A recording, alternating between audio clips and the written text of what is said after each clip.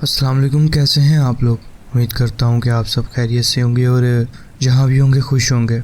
मेरा नाम है वहाब और मैं आपकी भेजी हुई स्टोरीज नरेट करता हूँ। अगर आपके पास भी कोई ऐसा वाक़या है जो आप मुझसे शेयर करना चाहते हैं तो नीचे दिए गए डिस्क्रिप्शन पर मेल कर दें ताकि आगे आने वाली वीडियोस का वो हिस्सा बन सके। तो बढ़ते हैं आज की स्टोरीज़ की तरफ।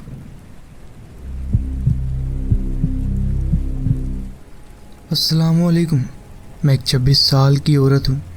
मेरा शोहर जो 28 साल का है और मेरी बहन जो कि 30 साल की है। मेरा एक छोटा बेटा। हम सब 1 साल पहले एक किराए के घर में शिफ्ट हुए थे। घर में रहने से पहले हमें बता दिया गया था कि ये जगह कुछ अजीब तरीके से मशहूर है। एक औरत जो यहाँ बहुत ही खौफनाक तरीके से कत्ल की गई थी। मैं आपको इस घर की एग्जैक्ट लोकेशन नहीं बता सकती, पर ये कराची में है। हमने सोचा कि ये कोई मसला नहीं है। हम फिर भी यहाँ रहने के लिए तैयार हो गए थे क्योंकि हमें ऐसी चीज़ों पर यकीन नहीं था। हर घर की कोई ना कोई कहानी तो होती ही है और हम तैयार थे इस घर में रहने के लिए। हमें लगता था कि कोई ऐसा वाक़या नहीं होगा, अगर होगा तो हम देख लेंगे। ये एक 2 मंजिला घर था जो नीचे से एक अलग यूनिट की तरह था। शिफ्ट होने से पहले मैंने 3 दिन घर की सफाई की ताकि सब कुछ ठीक हो। इस दौरान मेरा छोटा बेटा जो सिर्फ 4 महीने का था मेरे साथ होता था। मुझे उसको बीच बीच में संभालना पड़ता था। उसको दूध पिलाना और उसके साथ खेलना और लोरियाँ सुनाना पड़ती थी। मैंने महसूस किया कि जब भी मैं उसको लोरी सुनाती हूँ कोई चीज़ गिरती है, हिलती या किसी कोने से आवाज़ आती है। घर में तब तक सिर्फ वैक्यूम क्लीनर और सफाई का सामान था। मेरा बेटा अक्सर एक जगह देखकर हंसने लगता था जैसे किसी को देखता हो, जबकि वहाँ कोई नहीं होता था। मुझे शुरू में ये अजीब नहीं लगा। मुझे सिर्फ ये लगता था कि शायद कोई पुरानी रूह या कोई ऐसी एनर्जी मौजूद है।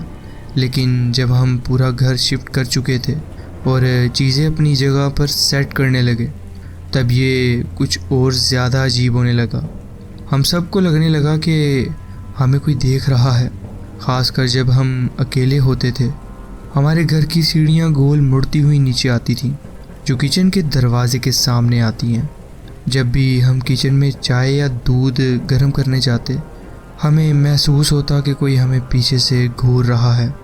फिर एक दिन कुछ अजीब हुआ।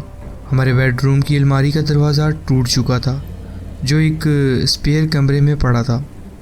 जब मिस्त्री आया और उसने दरवाज़ा वापस लगा दिया तब एक बड़ा आईना हमारे बिस्तर के सामने आ गया। उस रात नींद बहुत मुश्किल हो गई थी। जब भी मेरी आँख खुलती मेरी नज़र सीधा उस आईने पर जाती थी। मेरा शोहर जो ऐसी चीज़ों में कभी यकीन नहीं रखता था, उसने भी ऐसी अजीब हरकतें महसूस करना शुरू कर दी। हम दोनों बेध्यान उठकर सिर्फ आईने को देखते थे जो कि अब अलमारी के शीशे पर लग गया था और हमारे बिल्कुल सामने था। मेरा बेटा जो हर रात एक ख़ास आवाज़ सुनकर सोता था, उस घर में उसकी ये आदत बदल गई। वाइट नॉइज़ कभी ज़्यादा होता, कभी कम, कभी अजीब तरह से गूंजता और फिर मेरा बेटा रात के बीच अचानक चीख मार कर उठ जाता था। एक रात हमारा बेटा बार बार उठ रहा था और चुप ही नहीं हो रहा था। आखिर हमने उसे अपने बिस्तर में सुलाने का फ़ैसला किया, लेकिन जब हम सो रहे थे तो एक ज़ोर की आवाज़ आई जो इतनी ज़्यादा ज़ोर से थी कि हम सब जाग गए। हमने देखा कि आईने में एक अजीब सा धुआं भर रहा है। मेरे शोहर ने जल्दी से लैंप जलाया और हम दोनों ने देखा एक साया हुड पहनी हुई शख्सियत आईने के अंदर खड़ी हुई थी। मैंने फ़ौरन एक चादर उठाई और आईने को ढक दिया। उस रात हम सो नहीं सके। ये सब इतना बढ़ चुका था कि अब मैंने एक मौलवी साहब को बुलाया जो घर पर तावीज़ और दुआएं पढ़ने लगे। थोड़ी देर तक सब कुछ ठीक लगने लगा, मगर मैंने फिर भी आईने को छुपाए रखा। कुछ महीने आराम से गुजरे, मगर फिर एक और अजीब चीज़ हुई। मैं और मेरी बहन बगीचे की सफाई कर रहे थे ताकि सब्जियां उगा सकें। जब हम झाड़ियां काट रहे थे तब हमें कुछ अजीब चीज़ें मिली। एक पुराना आईना जो दीवार पर लगाया गया था जिसमें उल्टा क्रॉस बना हुआ था।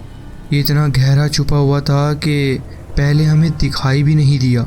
सिर्फ यही नहीं, बल्कि लकड़ी की अजीब सी गुड़ियाँ दरख्तों पर टांगी गई थी और एक पुरानी घड़ी भी वहीं थी जिस पर भी वही उल्टा क्रॉस बना हुआ था।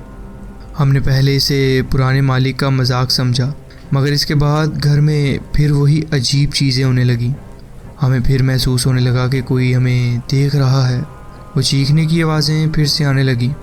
घर की लाइट्स खुद ब खुद जलने और बुझने लगी, ख़ासकर बेडरूम और ड्राइंग रूम में। हमें लगने लगा कि कोई हमारे सामने नहीं मगर आसपास ज़रूर है। मेरा शौहर कहता है कि उसने काली परछाइयाँ इधर उधर जाते देखी हैं। कभी हमें लगता है कि दरवाज़ा खुला है जबकि हम सब अंदर होते हैं, और हमारी बिल्ली रात भर अजीब तरीके से चीखने और भागती रहती है। मेरा बेटा फिर से रात को उठ उठ कर चीखने लगा है। मौलवी साहब को एक बार फिर बुलाया गया, मगर इस बार कोई ज़्यादा असर नहीं हुआ। जो भी ये चीज़ थी ये यहाँ से जाने को तैयार नहीं थी। मुझे लगता है कि मैंने एक मिमिक देखा है। ये था मेरा एक वाक़या जो मैं आपके साथ शेयर करना चाहती थी। अगर आगे कुछ ऐसे वाक़यात होंगे तो मैं आपसे ज़रूर शेयर करूँगी। जी बहुत बहुत शुक्रिया, आपने अपने वाक़यात हमारे साथ शेयर किए। पढ़ते हैं अपनी नेक्स्ट स्टोरी की तरफ।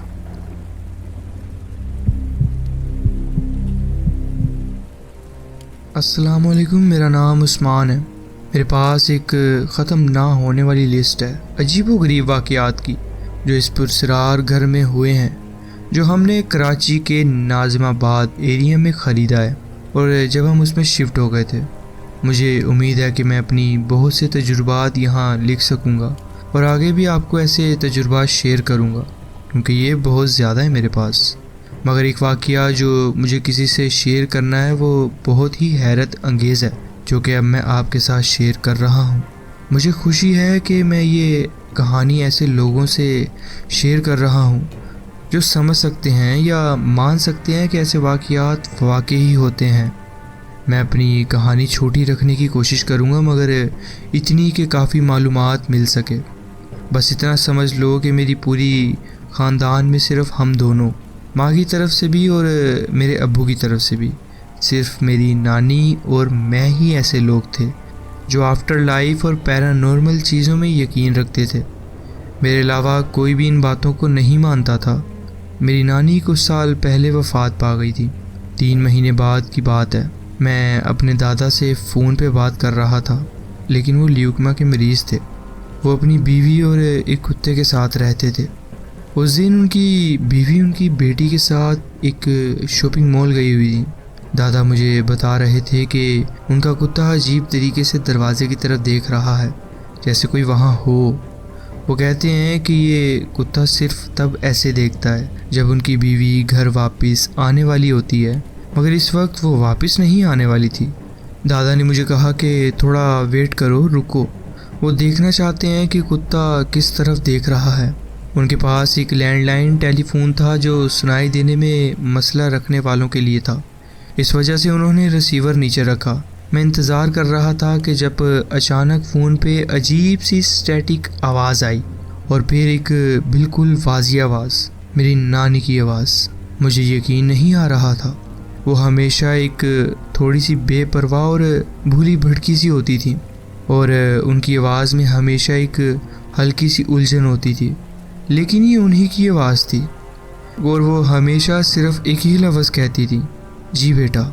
मेरा दिमाग जैसे फ्रीज़ हो गया। मैं याद करने की कोशिश कर रहा था कि नानी तो मर चुकी हैं, फिर ये कैसे हो सकता है। ऊपर से मैं तो अपने दादा अब्बू से बात कर रहा था, ना कि मैंने अपने नाना के घर फ़ोन किया था। ये सब बहुत अजीब था। मेरे मुंह से सिर्फ एक लफ्ज़ निकला, हेलो, लेकिन इसके बाद नानी की तरफ से कोई जवाब नहीं आया। 1 मिनट तक मैं वैसे ही चुप बैठा रहा, हैरान व परेशान। फिर मेरे दादा वापस आए और उन्होंने फ़ोन उठाया। मैंने उनको ये सब बताया। दादा, आपको यकीन नहीं आएगा कि अभी अभी मेरे साथ क्या हुआ है। ज़्यादातर लोग और मेरी बीवी इस बात पे यकीन नहीं रखते, मगर दादा ने मेरी बात पर यकीन किया। शायद जब इंसान 80 साल का हो जाता है तो फिर किसी भी चीज़ पे हैरत नहीं करता। मैंने बहुत सी कहानियाँ सुनी हैं जहाँ लोग अपने मरहूम रिश्तेदारों से फ़ोन पे बात करते हैं, मगर ये केस थोड़ा अलग था। क्योंकि मुझे किसी मरहूम का फ़ोन नहीं आया था, बल्कि उन्होंने मेरी चलती हुई कॉल को इंटरप्ट किया था। 3 महीने गुजर चुके हैं, लेकिन जब भी इस बात के बारे में सोचता हूँ मेरा दिल अजीब सी घबराहट महसूस करता है। लेकिन एक बात है, इस वाक़ये ने मुझे एक अजीब सुकून भी दिया है, क्योंकि ये साबित करता है कि जो लोग हमसे दूर चले जाते हैं वो असल में हमसे दूर नहीं जाते। क्या किसी और के साथ भी ऐसा वाक़या हुआ है? अगर हुआ है तो क्या आप शेयर करना चाहेंगे? कमेंट सेक्शन में ज़रूर बताइएगा। ये था मेरा वाक़या जो मैं आपके साथ शेयर करना चाहता था। जी बहुत बहुत शुक्रिया, आपने अपनी कहानी हमारे साथ शेयर की। बढ़ते हैं अपनी नेक्स्ट स्टोरी की तरफ।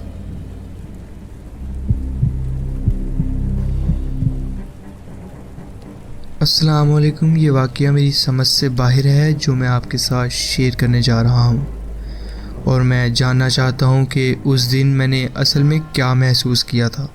ये बात 2019 की गर्मी की है। जुलाई या अगस्त का महीना था। सुबह का वक्त था। मैं अपनी दादी दादा और 2 छोटी बहनों के साथ वेकेशन यानी छुट्टियों पर आया हुआ था दादा दादी के घर। जुम्मा का दिन था। सुबह तकरीबन 9 बजे मेरी दादी ने मुझे बताया कि वो मेरे दादा और बहनों के साथ बाज़ार जा रही हैं। मतलब मैं घर में अकेला था। हमारा घर कराची के एक पुराने इलाके में था, जहाँ हर घर के दरवाजे पर एक पुराने सी पर्दा जैसी कोई चीज़ लटक रही होती है, जो हवा चलने या किसी के दरवाज़ा खुलने पर आवाज़ करती है। गर्मी के दिनों में मेरी दादी आमतौर पर ये दरवाज़ा खुला रखती थी, मगर उस दिन जाते वक्त उन्होंने दरवाज़ा बंद कर दिया था। मुझे इसे खोलने का कोई शौक़ नहीं था। मैं ड्राइंग रूम के कोने में बैठा हुआ था, जहाँ से वो दरवाज़ा सामने नज़र तो नहीं आता था। मैं अपना मोबाइल यूज़ कर रहा था और वीडियोस बना रहा था। तभी अचानक मुझे महसूस हुआ कि दरवाज़ा खुला है और वो पुराने पर्दे जैसी चीज़ हिलने लगी है। बिल्कुल वैसी ही आवाज़ जो तब आती है जब कोई घर में दाखिल होता है। उसी वक्त मुझे पीछे से कदमों की आवाज़ भी सुनाई दी। मैंने समझा कि दादी दादा या बहनें वापस आ गई हैं। मैंने बिना पीछे देखे चिल्लाया, दादी आप लोग वापस आ गए हैं? लेकिन कोई जवाब नहीं आया। जब मैंने पीछे देखा तो दरवाज़ा बिल्कुल बंद था, कोई भी अंदर नहीं आया था। उस वक्त मेरी तबीयत अजीब सी होने लगी, जैसे मेरी जान निकल रही हो।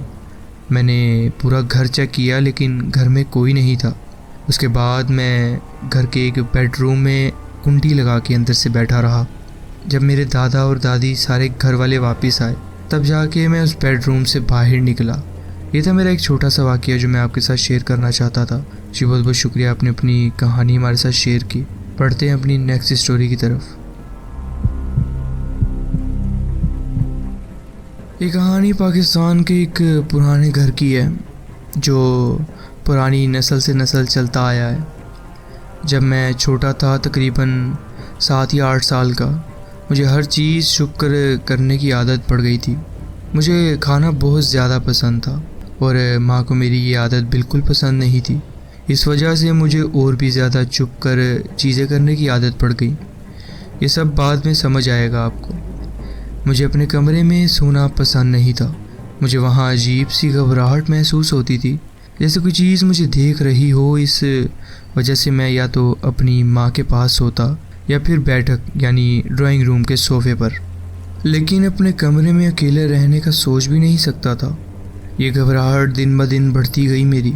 फिर एक रात की बात है जब एक अजीब वाक़या हो चुका था, जो मैं बाद में बताऊंगा, और मुझे सोफ़े पर सोना पड़ा। मेरे हाथ जैसे किसी वजह से बंधे हुए थे, लेकिन मुझे याद नहीं किस चीज़ से। लेकिन मुझे इतना याद है कि मेरे हाथ हिलाने में मुझे दर्द महसूस होता था। उस रात अचानक मेरी आँख खुल गई थी, जैसे किसी ने ज़ोर से झटका देकर उठा दिया गया हो। मैंने आंखें खोलने से पहले चंद लम्हों तक लेटे रहना बेहतर समझा। जब आंखें खोली तो एक अजीब सा धुंधला साया, जैसे स्याह सफ़ेद सा अजीब सा नक्श हालवे के कोने से गुजर रहा था। ये घर गोल दायरा यानी राउंड अबाउट की तरह बना हुआ था। मेरी माँ का कमरा सबसे आगे था और मैं बैठक के एक कोने पर लेटा हुआ था। वहाँ पर सीढ़ियाँ भी मौजूद थीं और हालवे के साथ ही बाथरूम, स्टोर और मेरा कमरा था। लेकिन हालवे में दरवाज़ा नहीं था, सिर्फ बाथरूम और स्टोर का। हॉलवे को जो दरवाज़ा लगता था वो उसमें से सिर्फ बाथरूम का दरवाज़ा था और एक स्टोर रूम का। वो चीज़ हॉलवे में इधर उधर चल रही थी जो मैंने अभी देखी। पहली दफ़ा देखकर मेरी जान निकल गई। वो मेरी माँ तो नहीं थी, लेकिन फिर ये कौन था?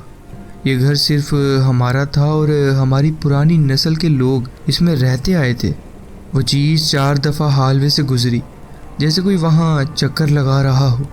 जब वो माँ के कमरे की तरफ मुड़ी तब मुझे एकदम होश आया और मैं सोफे से नीचे गिर गया।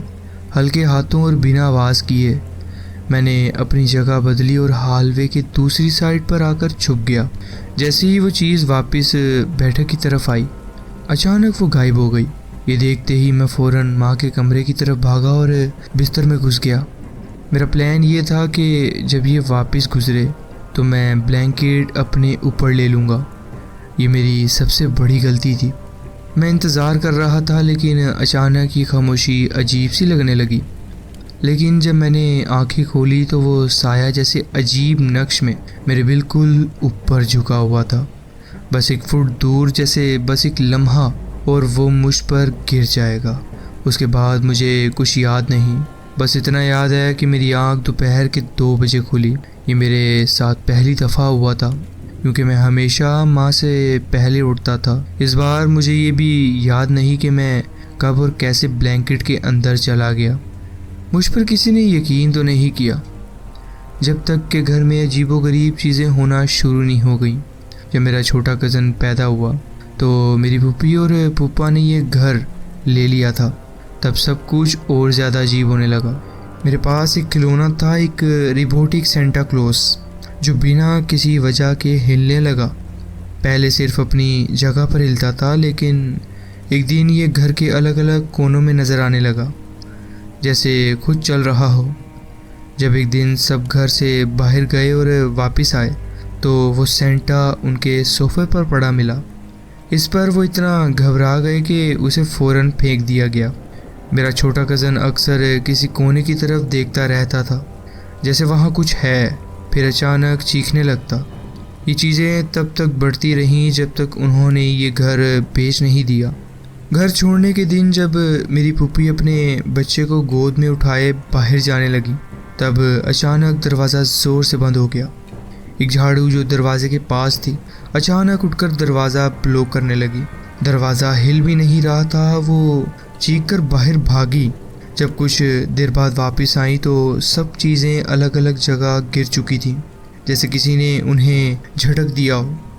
ये सब तब शुरू नहीं हुआ था, इससे पहले भी अजीब चीज़ें होती रही थीं। माँ और मेरी मामू और खाला ने एक दफ़ा इस घर के बेसमेंट में ouija बोर्ड खेला था। बोर्ड ने AAG लिखा और उसी वक्त एक ज़ोर का धमाका हुआ। जब सब लोग भागकर बाहर आए तो सामने वाली गली में एक काली गाड़ी जल चुकी थी। अजीब बात यह थी कि उस जलती गाड़ी में एक आदमी बैठकर कहीं चला गया था। किसी को समझ नहीं आया कि ये सब क्या हुआ। मुझे लगता है कि माँ और उनकी बहन भाई इस बोर्ड से कभी अलविदा कहना भूल गए थे। एक छोटी सी बात और, जब हम ये घर छोड़ने वाले थे तब हम बेसमेंट में रहते थे।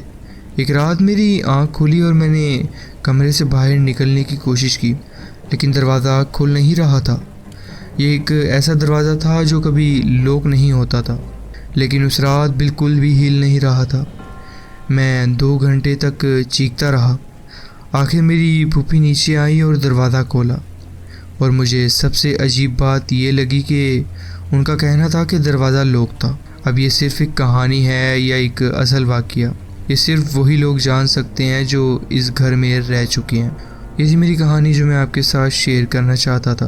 बहुत बहुत शुक्रिया, आपने अपनी कहानी हमारे साथ शेयर की। अस्सलाम वालेकुम, मेरा नाम बिलाल है। ये वाक़या जो मैं आपके साथ शेयर करने लगा हूँ ये मेरे साथ बचपन में हुआ था, जो कि मुझे आज तक समझ नहीं आया। ये अब भी मुझे हैरान करता है। आज मेरी उम्र 25 साल है, लेकिन ये एक ऐसी याद थी जो मैं कभी भूल नहीं सकता। मुझे समझ नहीं आता कि ये क्या था और क्यों था। मुझे सिर्फ ये मालूम है कि ये एक अजीब तजुर्बा था, और मैं जानना चाहता हूँ कि क्या किसी और के साथ भी ऐसा हुआ है। मैं 8 या 9 साल का था और पिछले 15 या 16 सालों से ये याद मेरे साथ है। मैं अपनी 2 बहनों के साथ एक कमरे में सोता था। हमारे पास 2 डबल डेकर बिस्तर थे। मैं अपनी छोटी बहन के साथ बिस्तर शेयर करता था, जो कि नीचे वाले बिस्तर पर सोती थी। दूसरी बहन का अपना डबल डेकर था, जिसके नीचे एक सोफ़ा था। मेरा बिस्तर दरवाजे के सामने था। एक तरफ दीवार और दूसरी तरफ एक छोटी सी अलमारी, जिसमें जगह सिर्फ एक क्वार्टर तक की थी। दूसरी बहन का बिस्तर सीधा कमरे के दूसरे कोने में था। हमारे कपबोर्ड्स दरमियान में थे, लेकिन फिर भी मुझे अपनी बहन का बिस्तर नज़र आता था, ख़ासकर वो जगह जहाँ से वो चढ़ती थी।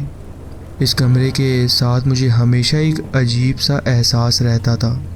मुझे हमेशा अजीब सपने आते थे, बिना किसी वजह के। घर में हमें कभी डरावनी चीज़ें देखने की इजाज़त नहीं थी, लेकिन इसके बावजूद मुझे हमेशा अजीब सपने आते थे। मैं इस कमरे में बहुत मर्तबा बीमार भी रहा।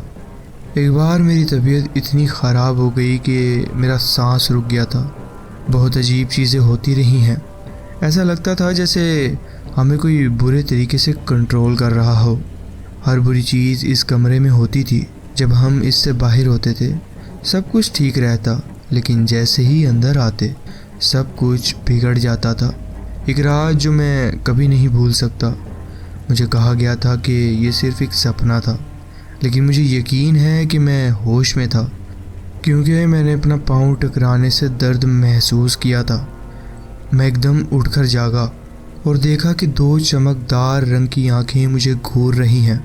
ये गोल नहीं थी और बहुत ही अजीब नक्शे से बनी हुई थी। ये आंखें मेरे बिस्तर से भी ज़्यादा ऊंची थी और एक अजीब लंबी और पतली शख्सियत की तरह लग रही थी। उसका सर टकला था और उसका जिस्म अंधेरे का हिस्सा लग रहा था, एक परछाई की तरह जिसे आसानी से नहीं देखा जा सकता। मुझे ऐसा डर महसूस हुआ जो कभी पहले नहीं हुआ था। मैं हिल नहीं सकता था, चीख भी नहीं मार सकता था, सिर्फ उसे घूर सकता था। वो साया हिल भी नहीं रहा था, सांस भी नहीं ले रहा था, सिर्फ वहीं जमा हुआ था। मैंने अपनी चादर खुद पर डाल ली, लेकिन मेरा दिल ज़ोर ज़ोर से धड़क रहा था। फिर मैंने धीरे से चादर हटा कर देखा तो वो चीज़ मेरी बहन के बिस्तर के ऊपर झुकी हुई थी, जैसे उसे देख रही हो। इस मर्तबा मैंने फ़ौरन अपनी चादर फिर से सिर पर डाल ली। जब कुछ देर बाद दोबारा देखा तो कमरे में चांद की रोशनी बढ़ गई थी, लेकिन वो चीज़ गायब हो चुकी थी। अब सुबह जब मेरी माँ कमरे में आई तो वो हैरान रह गई। कमरे की खिड़की पूरी तरह से खुली हुई थी, जबकि रात को ये बंद थी। बाहर ठंड थी और बारिश भी हो रही थी, इसलिए हमेशा खिड़की बंद रहती थी। मुझे आज तक समझ नहीं आया कि वो क्या था। मैंने सोचा शायद कोई बिल्ली अंदर आई हो या कोई रोशनी किसी शीशे से रिफ्लेक्ट हुई हो, लेकिन कुछ भी समझ नहीं आता। कोई भी वजह नहीं बनी। ये सोच अब तक मुझे हैरान करती है। मैं हमेशा महसूस करता हूँ कि कोई मुझे देख रहा है, जैसे कोई या कुछ मेरे साथ हमेशा है। मैंने बहुत तलाश किया है, लेकिन मुझे कोई वजाहत नहीं मिली। एक मर्तबा किसी ने कहा कि ये कोई भूत हो सकता है या कोई छोटी शैतानी मखलूक, जिन या चुड़ैल, लेकिन मुझे ये सब बातें तसल्ली नहीं देती। जैसे जैसे मैं बड़ा होता गया हूँ ये याद अब मेरे साथ है। जब भी मैं ये बात किसी को बताता हूँ तो मुझे सब अजीब नज़र से देखते हैं, जैसे मैं पागल हूँ। क्या किसी और ने भी कभी ऐसा कुछ महसूस किया है? और हाँ, मेरे पास एक पुराना खिलौना है, एक स्टफ्ड एनिमल। जब भी मैं उसके साथ सोता हूँ मुझे अजीब और डरावने सपने आते हैं। क्या ये भी किसी चीज़ का असर है? कमेंट सेक्शन में ज़रूर बताएं। ये था मेरा वाक़या जो मैं आपके साथ शेयर करना चाहता था। जी बहुत बहुत शुक्रिया, आपने अपनी कहानी हमारे साथ शेयर की। बढ़ते हैं अपनी नेक्स्ट स्टोरी की तरफ। अस्सलाम वालेकुम, मेरा नाम ईशा है। मुझे वाकई समझ नहीं आ रही थी कि ये सब कुछ क्या हो रहा है, जब तक मेरा बच्चा मेरी सास के घर नाइट स्टे के लिए नहीं गया था। मेरी सास थोड़ा काला जादू, इल्म वगैरह पर दिलचस्पी रखती थी, बुरे काम भी शायद करती ही हो, मगर मुझे उस वक्त इसका पूरा इल्म नहीं था। ये सब बातें मुझे मेरे शोहर ने बताई हैं। क्योंकि उस घर में सब लोग पंजाबी बोलते हैं और मुझे ठीक से समझ नहीं आती कि वो क्या बोल रहे हैं ज़्यादातर। उन्होंने मेरे शोहर से हमारे बच्चे के बारे में पूछा कि क्या वो रात को ज़्यादा बेचैन रहता है। हमने पहले सोचा कि ये एक शायद नॉर्मल बात है, छोटे बच्चे अक्सर ऐसे ही होते हैं, मगर फिर हमें अजीब लगने लगा। मेरे बच्चे की आंखों के नीचे गहरी काले हलके थे, लेकिन ये सिर्फ 11 महीने का है। ये हलके तब से हैं जब ये सिर्फ 4 महीने का था। फिर मेरी सास के दोस्तों ने कहा कि किसी बुरी चीज़ का साया मेरे बच्चे पर है जो उसकी ताकत चूस रहा है। उन्होंने बच्चे पर एक दुआ पढ़ी और कहा कि अब इसे कुछ नहीं होगा। लेकिन ये सब अक्टूबर के बीच में हुआ। मुझे ये सब बातें पहले भी थोड़ी बहुत पता थी, क्योंकि मैंने छोटी मोटी ऐसी चीज़ें महसूस की हैं। मगर सबसे ज़्यादा डर मुझे उस वक्त लगा जब मेरी सास ने कहा कि मेरे बच्चे के साथ कोई और चीज़ भी जुड़ी हुई है। ये बात सुन के सब कुछ एकदम से बेजाना हो गया। मुझे याद है कि हम अक्टूबर 2023 में मेरे शोहर के वालिद के घर शिफ्ट हुए थे। तब मैं 8 महीने की हामिल थी। मेरे शोहर और ससुर दोनों दिन भर काम पे रहते थे और मैं अकेली घर में रहती थी। मैं उस वक्त जॉब नहीं करती थी, तो मैं अक्सर अपने कमरे में रहती थी, सिर्फ सफाई और बच्चे के लिए तैयारी करती थी। जैसे ही अंधेरा होने लगता था, मुझे अपने कमरे के दरवाजे के करीब कोई इंसान खड़ा नज़र आता था, मगर जैसे ही मैं उस तरफ देखती वो गायब हो जाता। ये महसूस होता कि जैसे कोई मुझे घूर रहा है। मैं एग्जैक्ट लोकेशन तो नहीं बताऊंगी, लेकिन ये घर मरी के करीब पहाड़ी इलाके में था, इसलिए हमेशा एक अजीब सा एहसास होता रहा था। रात को जब हम सोते तो कभी कभी मुझे लगता कि टीवी चल रहा है, कोई पुरानी ड्रामा सीरीज़ ऑन है, मगर जब मैं उठ के देखती तो सब कुछ बंद होता था।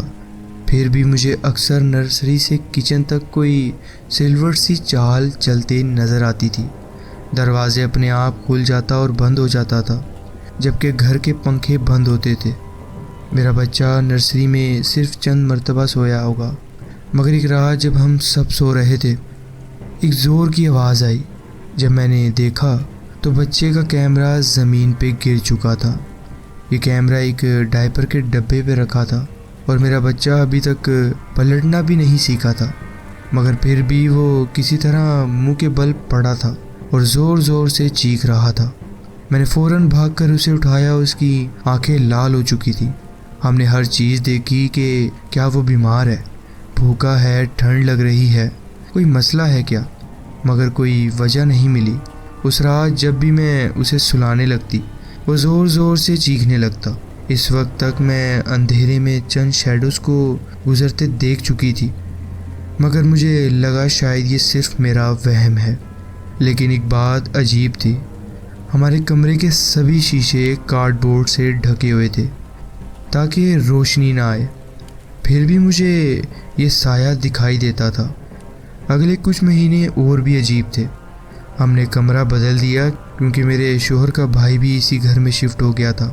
एक रात जब वो और मैं बच्चे के लिए नहाने का पानी गर्म कर रहे थे, तो हमें सीढ़ियों से 3 ज़ोरदार नोक सुनाई दी, जैसे किसी ने ज़मीन पे मुक्के मारे हों। हमने फ़ौरन एक दूसरे की तरफ देखा। जब उसने दरवाज़ा खोला तो बाहर कोई नहीं था। फिर हमें एहसास हुआ कि ये आवाज़ दरवाजे के नीचे से आई थी। वो दरवाज़ा खोलने वाला था, मगर मैंने मना कर दिया और कहा कि लॉक कर दो इसे। हमारे कमरे का दरवाज़ा भी अक्सर खुद ब खुद हिलने लगता था, हालांकि पंखे दोनों बंद होते थे। और जो मेरे शोहर के भाई की बिल्ली थी, जो कि उसने पाली हुई थी, वो भी बाहर ही होती थी, मगर फिर भी ये होता रहा। मैंने वीडियो बनाने की कोशिश की, मगर अब तक कोई ख़ास चीज़ रिकॉर्ड नहीं हुई। सबसे ज़्यादा डर मुझे तब लगा जब एक दिन लाउंज में बैठी हुई थी मैं। लाउंज का सामना ससुर के कमरे की तरफ था। मैंने देखा कि बिल्ली वहाँ अंदर जा रही है और इसी दौरान मेरा बच्चा वॉकर में जाकर दरवाज़ा बंद कर देता है। मैंने दरवाज़ा नहीं खोला क्योंकि मुझे जल्दी थी। करीब 20 मिनट बाद जब मेरा शोहर का भाई अपने कमरे से बाहर आया तो बिल्ली उसके साथ चली आई। मैंने उससे कहा कि बिल्ली तो अंदर बंद थी ना, मगर उसने कहा कि बिल्ली पूरे वक्त उसके कमरे में थी। तब मुझे समझ आया जो चीज़ मैंने देखी थी वो शायद असल में कोई और ही चीज़ थी। एक और अजीब चीज़ थी कि मेरे ससुर के कमरे में जो अलमारी थी उसमें कई सुराख हो चुके थे, जैसे उसमें कोई चाकू मार रहा हो, जैसे कोई नीचे से छुरी मार रहा हो। ये अलमारी हमेशा बंद रहती थी, बिल्ली या बच्चा उस तक पहुंच भी नहीं सकता था। अब भी छोटी छोटी अजीब चीज़ें होती रहती हैं, मगर मेरा बच्चा अब भी रात को उठता है, मगर कुछ ज़्यादा ख़ास नहीं होता। और मेरे बच्चे के हल्के थोड़े कम हो गए हैं, मगर मुझे नहीं पता कि ये सब कुछ असल में क्या है। क्या सच में मेरे बच्चे के साथ कोई चीज़ जुड़ी हुई है? क्या हम सब इसका असर हैं? अगर किसी को कुछ समझ आए तो मुझे ज़रूर बताइएगा। ये था मेरा वाक़या जो मैं आपके साथ शेयर करना चाहती थी। जी बहुत बहुत शुक्रिया, आपने अपनी कहानी हमारे साथ शेयर की। बढ़ते हैं अपनी नेक्स्ट स्टोरी की तरफ। तो जी फ्रेंड्स, ये थी आज की स्टोरीज़। आप कमेंट्स में ज़रूर बताएं कि आपको ये स्टोरीज़ कैसी लगी। अगर आपको ये स्टोरीज़ अच्छी लगी हो तो वीडियो को ज़रूर लाइक कीजिए और चैनल को ज़रूर सब्सक्राइब कीजिए और बेल आइकन को ज़रूर प्रेस कर लीजिए ताकि आगे आने वाली कहानियाँ वीडियोज़ आपसे मिस ना हो। अपना ख्याल रखें और मिलते हैं नेक्स्ट वीडियो में। अल्लाह हाफिज़।